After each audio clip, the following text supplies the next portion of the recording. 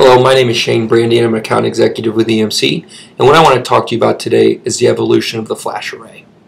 In December 2014, David Foyer wrote an article in Wikibon where he talked about this evolution, and he really broke it down into 4 different generations. He explained that in 2008, EMC was the first to offer flash in their industry-leading arrays. And this was known as Gen 1, where it added additional performance to the traditional legacy spinning disk arrays.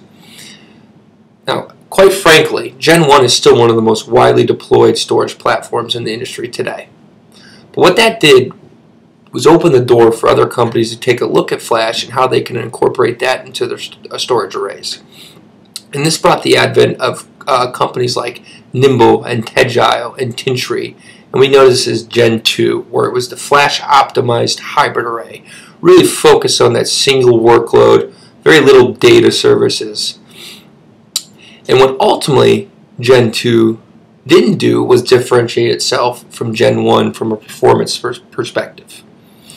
And what really inhibited Gen 2 was the architecture, being a dual controller, and the ability to scale. When they would add capacity, they wouldn't add compute. So it was very limiting. So then we moved on to Gen 3, all flash arrays. So this is from companies like IBM, Texas Memory, Pure Storage, and Violin. The key is that even though this is all flash, it was still built on that dual controller architecture, which still has a lot of limiting factors when you're talking about scaling out as opposed to scaling up. This is also known as a generation of compromise. Some companies were offering data services, others weren't. You always had the performance with the flash, the all flash, but you were sacrificing one for the other, and you weren't able to take advantage of both simultaneously. And that's really what Gen 4 is. We were able to take advantage of the performance and the data services.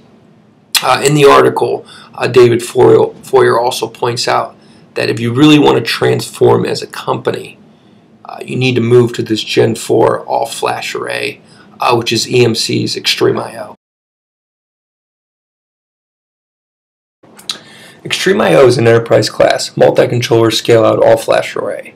And due to the way it scales, you're able to take advantage of inline, always-on data services, and that's with linear scale. Every time you add a brick to the cluster, you're sharing both capacity and compute across the entire cluster. And we're talking about a petabyte of scale with mixed workloads. And at the end of the day, it really boils down to the lowest total cost of ownership, the highest performance, and with Extreme I/O, you're able to get both of those. And you can really start to think about deploying an all-flash data center with Extreme I/O. Thank you for listening. I hope I have taught you some new things about the conception of flash back in 2008 to where it is today with Gen 4 and Extreme I/O. Thank you.